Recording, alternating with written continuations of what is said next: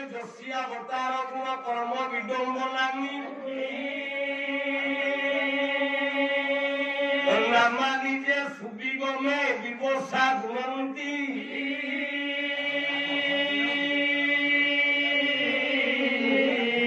NAAC जनम सवर्णम सह सई बहित्वा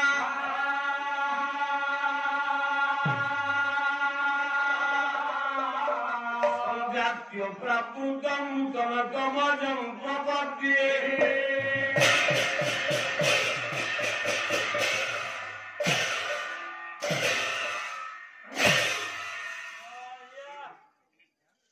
संवर्धना बाटिकार तीनोटी कुसुम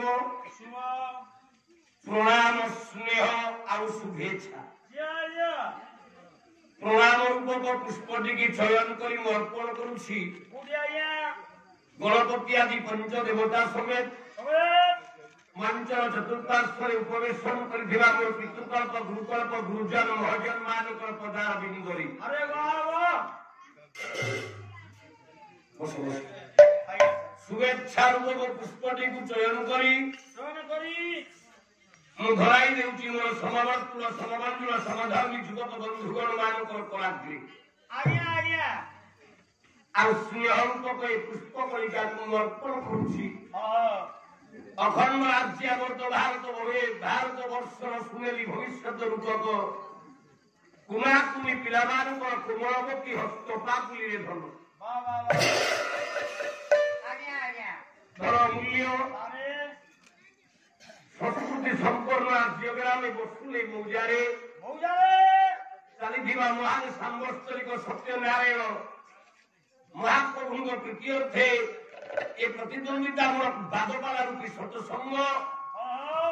आज द्वितीय जाबिरे पदार्पण करिछन्ति आ ए दिनहीन किंचन ब्राह्मण पुर हैला द्वितीय पर्याय सर्वाद विभू पदार्थरे चितवन अर्पण करि सारिबा परे आपण मानकर संस्कृत श्रीमद भागवत स्रष्टा पराशर आत्मज सत्यावती नंदन कृष्ण दैत्यायन भगवान व्यासदेवंकर कृत प्रथम स्कंद द्वितीय अध्याय 15 नंबर 15 नंबर श्लोकटी उद्धार करी अरे वाह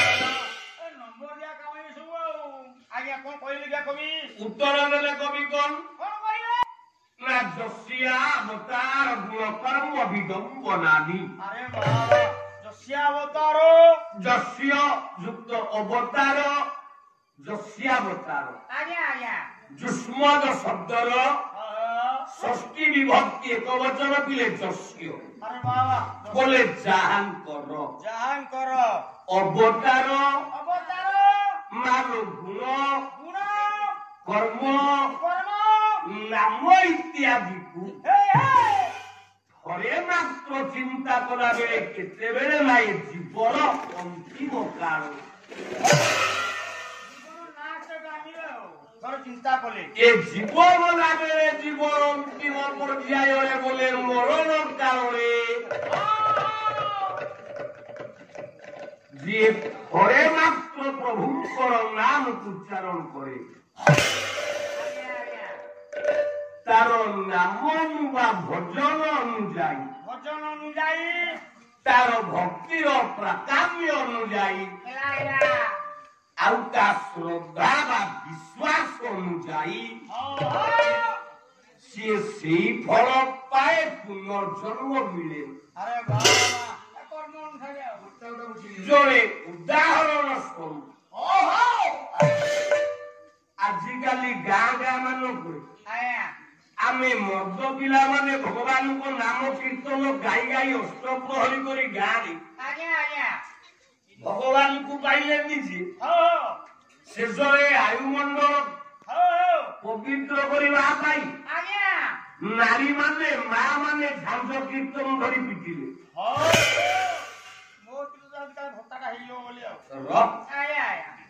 कहीं ना ये प्रभुंकर उद्देश्य रे ये समग्र आयुमंडल विशुद्ध किंतु लाभ कौन मिले आमे तो कहले जीवन जाक हरिनाम गाइला ଅଷ୍ଟପ୍ରହରୀରେ ଭୋକତା ହେଇ ଚାଲିଲା ଗାଁରେ ଯାହା ଉପାର୍ଜିତ କଲା ବୈଷ୍ଣବୀୟ ଧର୍ମରେ ମନ୍ଦିର ତିଆରି କଲା ହେଲେ ମଲା ବେଳେ ହାତ ପାତ ଛିଣ୍ଡି ପଇଲା ପାରାଲିସିସ୍ ହେଲା କୁଷ୍ଠରୋଗ ହେଇକି ମଲା କାହିଁକି ତା ଅର୍ଥ କଣ ପ୍ରଭୁର ନାଁଟା ନାଇଁ ଆଜ୍ଞା ତା ଭିତରେ ଗୋଟେ ବାଟ ଅଛି କଣ ବାଟ ଅଛି ସେ ବାଟଟା କଣ ଓଡିଆ ଭାଗବତ ଅତି ବଡି ଜଗନ୍ନାଥ ଦାସ 11 ସ୍କନ୍ଧ 18 ନମ୍ବର ପୃଷ୍ଠାରୁ ଗୋଟାଏ ପଦ କେବଳ ରଙ୍କି କର ମୋତେ ଧାନ ଧାଇ